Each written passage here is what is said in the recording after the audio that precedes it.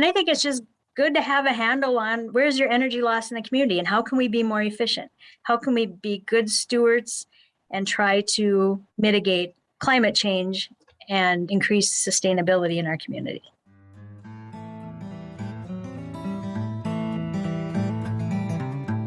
How can you tell if your utility customers are wasting energy without stepping inside their building? The city-owned electric and gas utilities in the small town of Warren, Minnesota decided to find out, creating a partnership with a local community college to do thermal imaging of every building in the community with drones. City Administrator Shannon Mortenson joined me in September 2021 to talk about the novel method for identifying energy loss and how the city's utilities will use it, along with unique financing to help residents cut their energy bills and carbon emissions. I'm John Farrell, Director of the Energy Democracy Initiative at the Institute for Local Self-Reliance, and this is Local Energy Rules, a bi-weekly podcast sharing powerful stories about local renewable energy. Welcome to Local Energy Rules, Shannon. Thank you, John. I appreciate this opportunity. I'm looking forward to our conversation. Yeah, me too, very much. I think one of the things that's probably important to start out with is that people listening to this program, probably a lot of them live in bigger cities and might have no idea what a city administrator does because they might be used to a council and a mayor and then the offices that serve those different agencies, serve those different arms of government. Could you just explain a little bit, like what does the city administrator do in a relatively small town? Yes, the city administrator role in a smaller community is you oversee everything in the community, everything that the city operates. In our case in Warren, we own all the utilities. We have a very active EDA. We have a nursing home and assisted living. So it's my role as administrator to oversee all of the functions of the local city government and the staff that help operate the city. So is there a mayor or a council that you're also working with, out of curiosity? Yes, we have a mayor and 6 elected officials because we're a home rule charter city. So we do have our own charter that we go by. And then our EDA is also a board of 7. And then we have our nursing home board that also is a board of 7. Sure. Okay, so lots of different boards that help to run the thing, but you kind of make sure all of it is working together as the city administrator. Yes, I give them all of the information that they need to provide an informed decision. So I was hoping you could talk a little bit about Warren's energy system. As you mentioned, in terms of the different services that the city provides, you have your own energy utilities. So could you explain, like, how does that work? Who's providing those utility services? How do folks heat their homes in Warren, Minnesota? Yes, the city owns all of the utilities. So that means we own the electrical utility. So we have the staff that operates that. We own the natural gas utility. So we have the staff that operates that, water, sewer, and sanitation. With our electric, we don't generate, we do purchase. So we belong to Northern Municipal Power Agency that is a consortium of cities that we buy energy together. Most of our energy does come from Minn-Kota. For natural gas, the same thing. There is a consortium of cities that purchase together, and we purchase from Constellation Energy. So we have complete control over our distribution within the city for the electric and the gas, along with the water, sewer, and sanitation. But I will concentrate on the electric and the gas today because that is how people heat their homes in Warren. A large percentage do heat their homes now with natural gas. And we've seen that change happen in the last 6 or 7 years when the price of natural gas actually stabilized. It became cheaper and it's very stable pricing. So we've seen a lot of homes transition to natural gas, but there is still some that have all electric. I'm sure that home heating bills are a fairly big deal in Warren, as with much of the upper Midwest. I had heard about, and the reason I was interested in talking to you, Shannon, is I heard about a pretty interesting way that Warren utilities were trying to help home and business owners learn about their building's energy use. Could you tell us about that project? Yes, the project that we have been working on for the last 4 years, I will say to start out with, it was a pilot project. So this had not been done anywhere else, which is why it's taken longer. But we had started in 2017 working with Northland Community College, which we're 30 minutes from Thief River Falls, and that's where the college is located. And they have a drone program. So we started working with them to do a pilot project in which they do thermal imaging of every structure in our community using drones. So they can fly over. They don't have to worry. They don't fly down the street, so they're not getting into people's windows or anything. But with their technology that they use at the school, and then using it as a teaching mechanism also, it has been a nice collaboration and partnership. And they have completed all of the thermal imaging in the entire community using drones. So can you tell me a little bit more about that? So I'm picturing a drone. So I've seen people fly them around. It can be up a few hundred feet. They're going over the different buildings. They've got some sort of thermal camera, right? So they're taking pictures as they go over.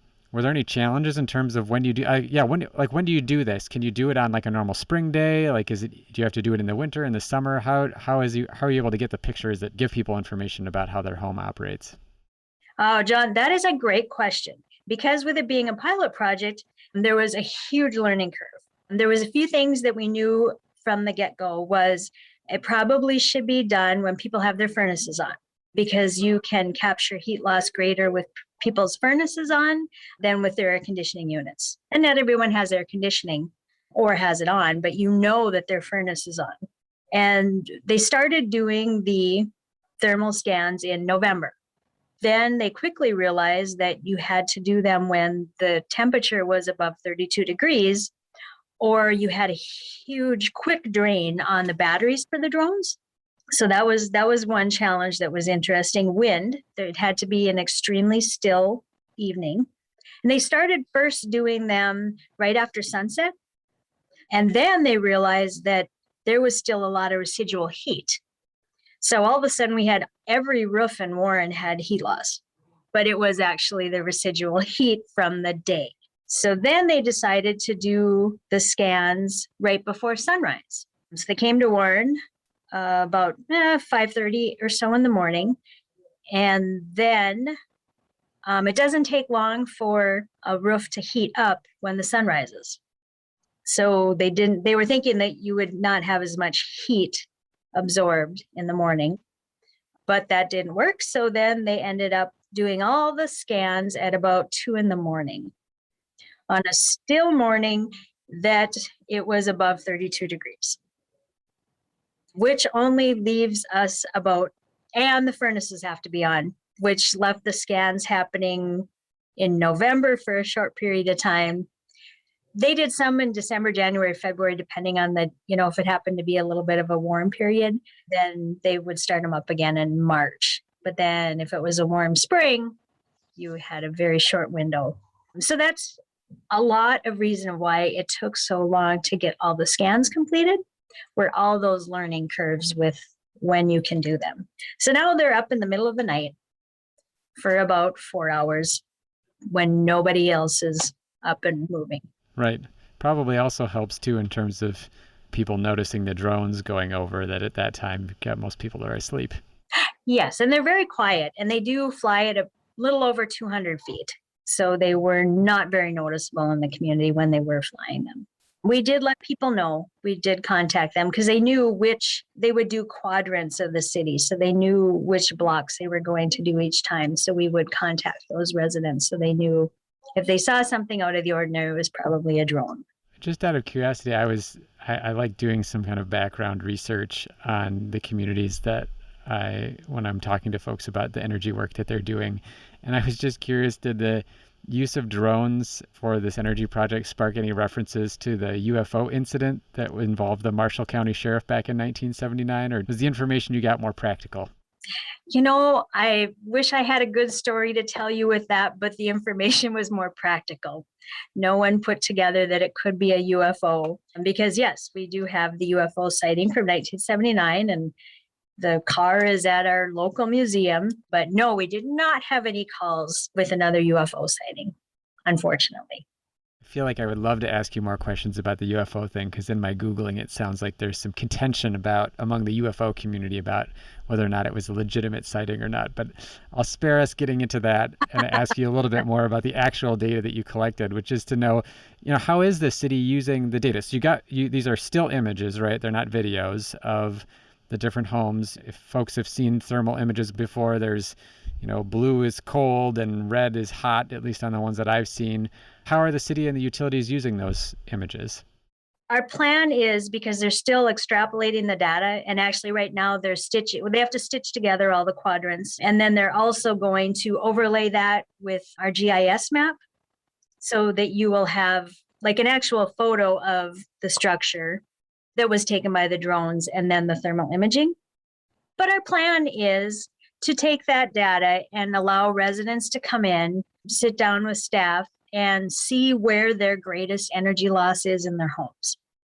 It could be windows, doors, roof. That way they can make a decision that would give them the greatest energy savings and cost savings at that point in their homes.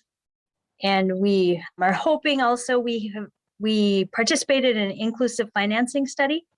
Because we own our own utilities, we would like to provide a program that allows residents to get a loan from the city and they pay back through the savings, anticipated savings on their utility bill. Can you tell me a little bit more? I was part of that study, so I'm not asking for myself, but for our listeners, could you explain a little bit more about the inclusive financing idea? So it sounds like you would get some money from the utility to pay for improvements you might make to make your home more energy efficient, but then you're paying it back on your utility bill. Does that sound right? Right. Yes. We'll use roof. Let's do insulation on a roof because that has the quickest payback. So if the roof insulation costs $2,500, the resident would apply for that from the city, and we would determine prior that you might have $50 a month savings. So their utility bill would have that $50 a month on the bill as a loan payment, but they would also they would also see the savings from having the roof insulation. So their bill should not change, but then after the specified amount of time, which would probably be about 2 to 3 years, then they would, after the loan is paid back, then of course they would still see that savings on their bill. But there would be a way for them to finance the project and get those savings. And the project would be with the structure, not the resident. So if they were to move, that loan would just stay with that property. Got it. So the nice thing would be if I do this improvement and maybe I move in a year or two, the next person who moves in, they get to enjoy the benefits of the insulation and then they can finish paying it off. But the utility bill is lower because you've made an improvement. So it's not like this is a burden for them moving into that house. In fact, it should be better off than it was before. Correct. So I meant to jump back when you were talking about sort of the work that's being done with the thermal images and the GIS map, et cetera. Are the students from the community college doing that work still with the city? Is it now in the hands of the city utility and that's where the work is being done? Oh, the work is still being done at the college.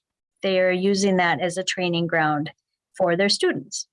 And part of it too, with the timing taking so long, the pandemic obviously changed a lot of attendance in college. So that did, of course, push the project back when they weren't in person. But we know that the data is there and we'll have a really good program when everything's been compiled. Yeah, that's great. Do you imagine that other small communities, other utilities might be able to duplicate this project without the help of a local community college? It seems like that's been such an asset to this project to have the fact that they have a drone program, so they have the drones, that the students have time and expertise with the drones themselves, and presumably also folks can, I've seen a lot of students who have a lot of talent with GIS, for example. Has that been essential to making this project happen? It has been essential. And in visiting with the professor, the hope would be that some of those students decide to start a company, that they market themselves to municipalities and have these thermal scans done. Everyone's looking to see how can I save money in my own home. And cities are trying to figure out how can we help our residents? How can they save energy? Our energy costs keep increasing, and just how can we be good stewards of our energy usage. So hopefully someone would, if you can't engage in a partnership with a local college, like we were fortunate to have, that there's companies out there that do that work. Do you have any sense, thinking of that idea of the students taking this and making a business out of it, do you have any sense of how much it cost, like for each building or each block or something like that, to get the pictures? I'm sure the students weren't necessarily like sending you invoices or billing time, right? They're doing this as part of a collaborative project. But I'm just curious because I'm sure that other cities that are interested in this would probably want to know, okay, well, what might we have to spend to map out the different properties around our city? I do not know how much it would cost. We have been fortunate to not see any invoices. I know the college wrote a grant to make sure that their portions were covered. And I know the drone itself was a $40,000 drone, but I don't know how much anything cost after that. That is a much more sophisticated drone than the one my son flies around. And I'm glad that I don't give him the controls to one that costs that much, that's for sure.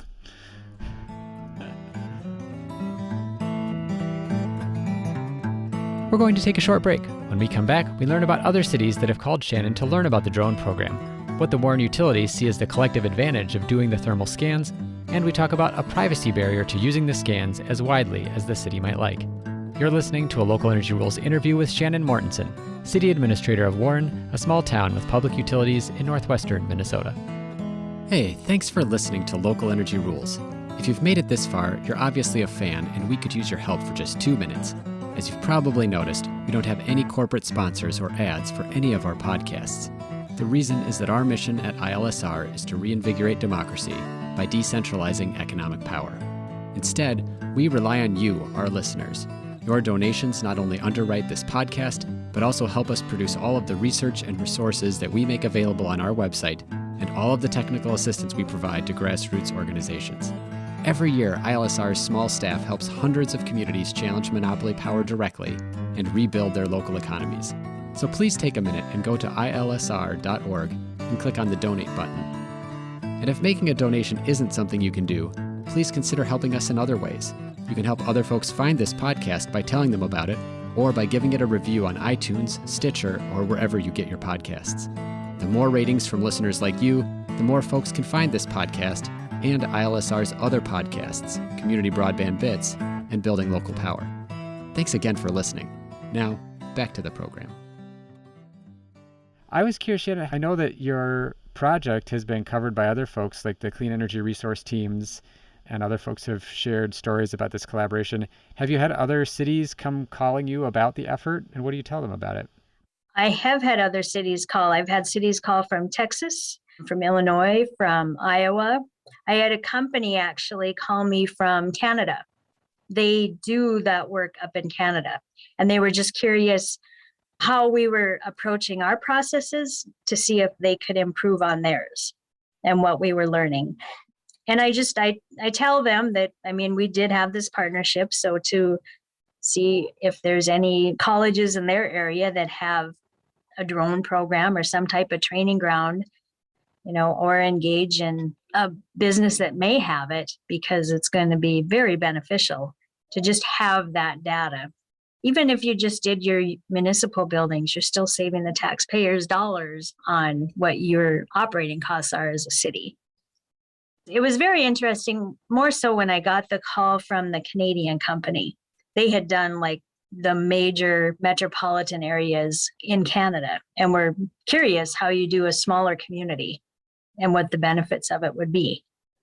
When you talk about like the municipal buildings, for example, or even this Canadian company that was doing it for a lot of other properties, do you feel like it is, I guess, what made this so interesting to pursue, right? There are other ways to do energy audits. People can come to your house and they poke through and look at the insulation. They can do thermal imaging from inside your home. What do you think makes this worth considering as a tool? What is helpful about the fact that it can be done? I guess you can do it in some ways without even really asking the resident of the building, right? You can get that information without having to go in and schedule a time to meet with the person. What are the other benefits that you think of to doing this kind of thermal imaging as opposed to other approaches to try to inform people about the energy use of their property? On the city side, we can determine what our energy loss is overall in the community and where that energy loss is occurring, because we're still buying our electricity and our natural gas from a supplier. So if you have a lot of energy usage, a lot of let's say, okay, you have a lot of electrical usage happening when people are in their homes from 4 to 8 in the winter, that also might be a red zone for the utility company that's selling us the power. So we're buying expensive power. So if we can cut our red zone usage, we're going to have cheaper electricity bills for the city, what we purchase wholesale. And I think it's just good to have a handle on where's your energy loss in the community and how can we be more efficient? How can we be good stewards and try to mitigate climate change and increase sustainability in our community? This whole project came about because we're a member of the Climate Smart Municipalities Partnership, and we have a partner city that we work with in Germany, Arnsberg, Germany. They also did the thermal scans. So we compared that data on how their building practices versus our building practices.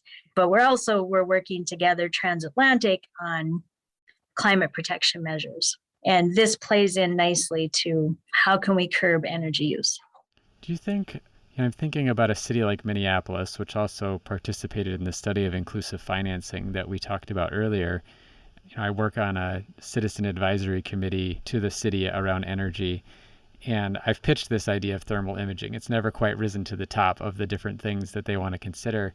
And I wonder if you have any thoughts about whether it would work as well in Minneapolis's circumstance where the city doesn't own the utilities, right? We have a for-profit electric company, a for-profit gas company. They don't have quite the same incentives to reduce energy use. Like you mentioned, I thought that was a great story about the Warren utility, right? If you can reduce the number of customers that are using electricity or the amount of energy that they're using in the afternoon, and that's expensive power, well, you can lower the overall bills for all customers. And that's something that you're thinking about as a public utility.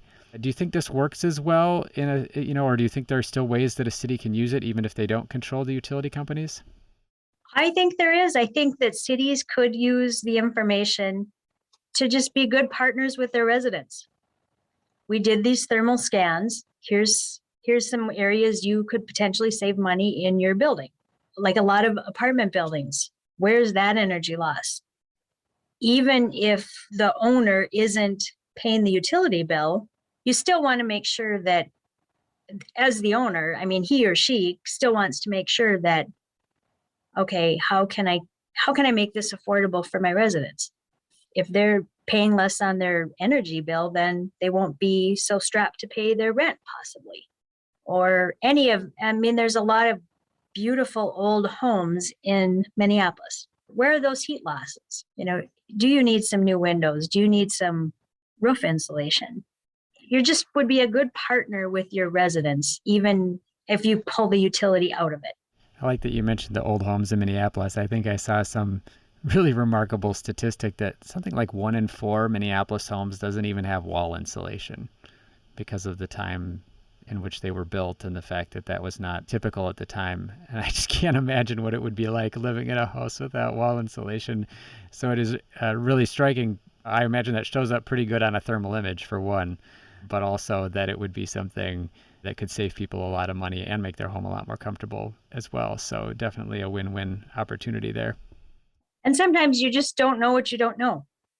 If you haven't thought about your energy usage because it's always been the same, that doesn't mean it's efficient just because your usage has been the same. Right. Yeah, absolutely.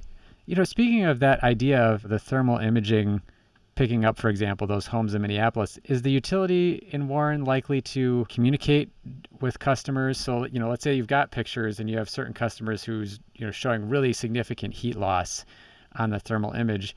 Is the utility going to sort of proactively reach out to those customers and say, hey, we have this picture that we took. You might have heard about us doing this program.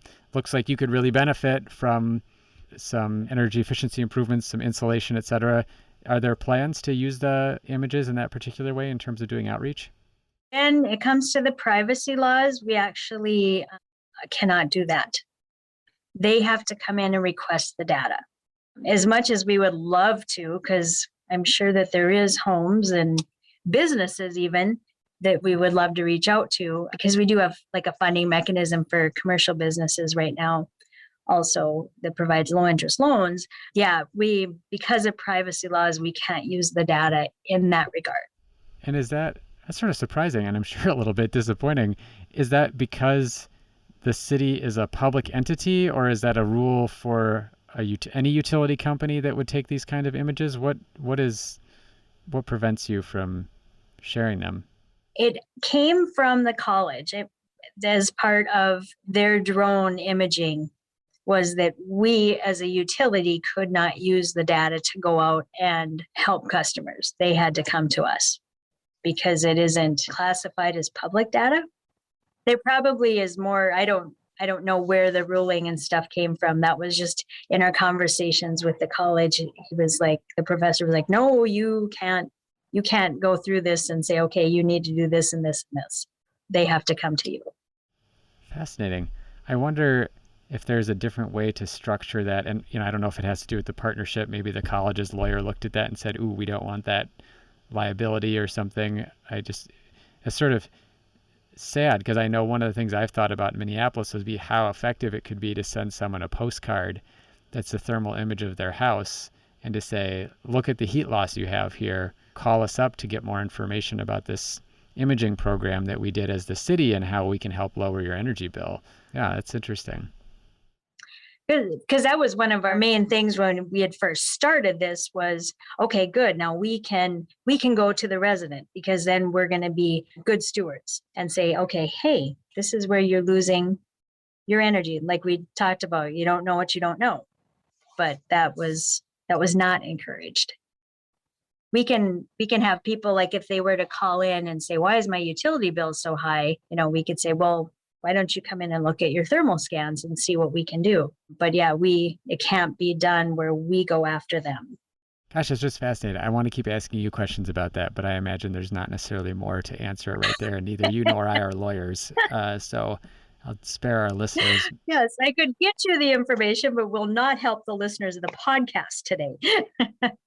Yeah, well, I would be. I'll follow up with you, Shannon. I would be interested in hearing more about those privacy concerns, because obviously there's a whole world out there of pictures being taken of us, whether it's like the pictures of streets by Google or Apple or all those mapping companies, and now they're mapping the insides of buildings and things. So I totally understand this is part of that bigger conversation about privacy, but I'm interested to know if it's defined by the particular relationship you had with the college, or if there are other barriers from regulations of utilities or just privacy laws in general. So it'd be interesting to follow up. Yeah.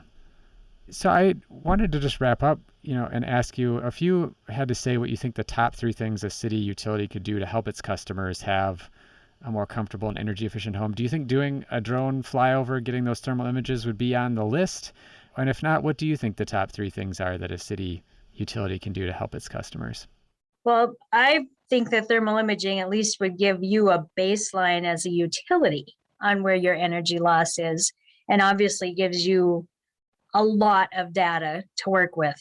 But if that's not at all feasible, I think if your utility has a thermal imaging camera, now, like we do have one here where it just connects to a cell phone. And then we can go out and just do quick scans, if they're wondering, is my door really losing heat? We can do a quick scan of that door and say, oh, yep, it looks like you could use some caulking. There is energy audits that can be performed, that they put a blower in your house and see where the heat loss and everything is. And even just, I keep referring to roof insulation, but that is such an easy fix. And a lot of energy gets lost through there. And sometimes that's just as simple as having somebody in utility go up in the attic for that person and say, oh, yes, you need another 6 inches of blow-in insulation. Those are the things I can think of right offhand that would be beneficial for a utility to help their residents for energy loss, if you can't do the thermal scans with drones. Yeah. Shannon, before we go, any last thoughts or advice that you would offer to other cities or utilities that are thinking about the thermal imaging? I would highly recommend it. It's really good data for your residents to be able to pinpoint where their energy loss is. And they will directly benefit at the end with energy savings. Their utility bills won't be so high. Everybody's counting their pennies. I just highly recommend any type of scans you could do to help your residents. Everyone will be happy in the end. Well, Shannon, thanks so much for taking the time to talk with me. It's been a pleasure to have you on the podcast. Well, John, thank you very much. I appreciate the opportunity, and you have a great day. Thank you so much for listening to this episode of Local Energy Rules with Shannon Mortenson, City Administrator of Warren, a small town with public utilities in northwestern Minnesota, where we discussed their drone-powered thermal imaging project. On the show page, look for links to local news coverage, an Energy News Network story, and an overview of a tour run by the University of Minnesota's Clean Energy Resource teams. Local Energy Rules is produced by myself and Maria McCoy, with editing provided by audio engineer Drew Berschbach. Tune back into Local Energy Rules every 2 weeks to hear more powerful stories of communities taking on concentrated power to transform the energy system. Until next time, keep your energy local, and thanks for listening.